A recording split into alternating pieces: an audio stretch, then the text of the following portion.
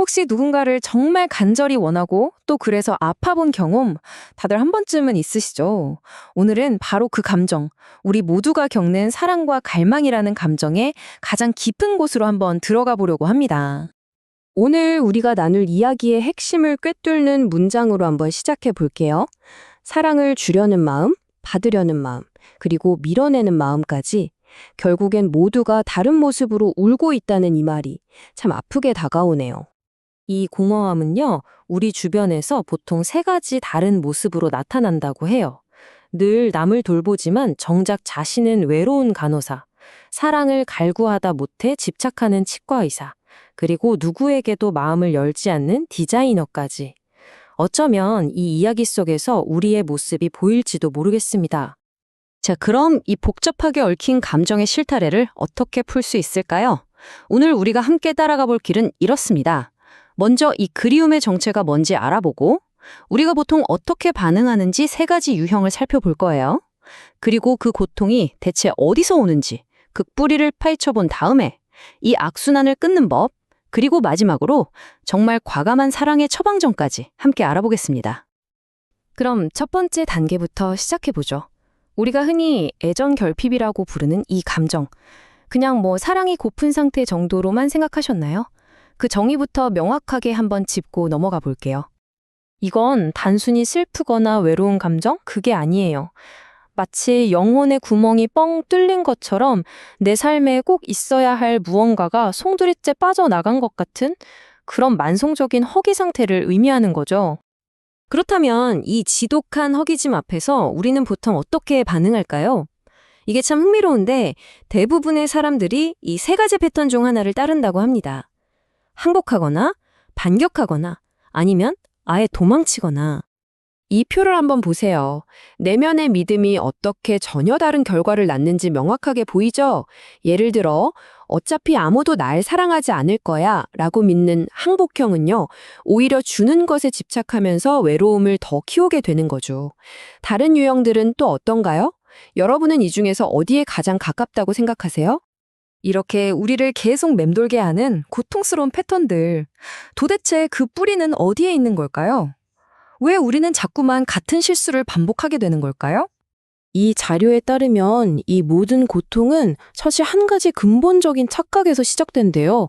바로 영원히 채울 수 없는 것을 채우려는 헛된 시도에서 말이죠. 이게 무슨 말이냐면 본질적으로 어린 시절에 부모님에게서 받지 못했던 그 사랑을 지금 만나는 사람한테서 찾으려고 한다는 거예요. 이건 마치 작은 컵으로 바닷물을 다 담으려는 것과 같아서 실망과 좌절로 이어질 수밖에 없는 그런 구조인 거죠. 그리고요, 이 채워지지 않는 갈망의 악순환이 만들어내는 부정적인 감정이 몇 가지나 될 것 같으세요?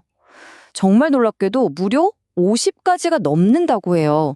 우리가 아는 분노, 질투, 슬픔, 공허함, 이런 모든 감정들의 시작점이 바로 여기라는 거죠.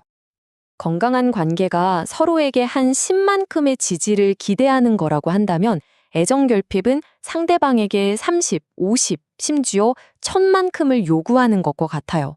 이건 더 이상 기대가 아니죠. 상대를 그냥 고갈시켜버리는 끝없는 요구에 가깝습니다. 결국 모든 고통의 근원은 사랑과 미움, 이 두 가지 감정에 있다는 거예요. 그리고 가장 무서운 점은 사랑을 향한 그 간절한 갈망이 채워지지 않았을 때 그 감정이 순식간에 미움으로 변질될 수 있다는 점입니다. 바로 이 지점에서 부정적인 순환이 딱 시작되는 거죠. 자, 지금까지 우리는 고통의 원인을 아주 깊숙이 들여다봤습니다. 그럼 이제 가장 중요한 질문이 남았죠? 이 지긋지긋한 악순환의 고리, 대체 어떻게 끊어낼 수 있을까요? 해결의 실마리는 바깥이 아니라 바로 우리 내면에 있습니다. 첫째, 남 탓을 멈추고 온전히 내 삶의 주인이 되는 것. 둘째, 과거의 상처를 더 이상 변명거리로 삼지 않는 것. 그리고 마지막으로 나를 괴롭히는 그 부정적인 감정이 진짜 나가 아니라는 걸 깨닫는 것. 이 세 가지 마음가짐의 전환에서 모든 변화가 시작됩니다. 이렇게 내면의 준비가 끝났다면 이제는 행동으로 나아갈 차례입니다. 여기서 저자는 우리가 전혀 예상하지 못한 아주 과감하고 적극적인 처방을 내놓습니다. 한 사람조차 제대로 사랑해보지 않고서 어떻게 더 큰 사랑을 논할 수 있겠냐는 이 질문 정말 날카롭지 않나요? 상처받을까가 도망치는 게 아니라 오히려 사랑 속으로 직접 뛰어들어야 한다는 역설적인 해법의 시작입니다. 그 처방은 바로 이겁니다. 먼저 거절당할까봐 두려워하지 말고 사랑을 흠뻑 받아들이세요. 그리고 미래가 불안하다고 망설이지 말고 조건 없이 사랑을 주세요. 마지막으로 그 사랑이 주는 모든 감정들을 피하지 말고 그냥 뜨겁게 사랑하는 겁니다. 이게 바로 고통을 이겨내는 가장 정면 돌파적인 방법이라는 거죠. 이게 왜 중요할까요?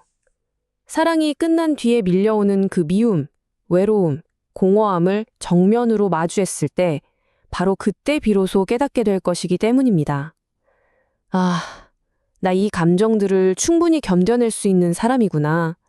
이것들이 더 이상 나를 지배할 수는 없구나 하고 말이죠. 결국 우리는 이 마지막 문장 앞에 서게 됩니다. 두려움이 없는 곳에 사랑이 들어서고 사랑이 없는 곳에 두려움이 몰려온다. 오늘 여러분의 마음속에는 사랑과 두려움 중에 과연 무엇이 더 큰 자리를 차지하고 있나요?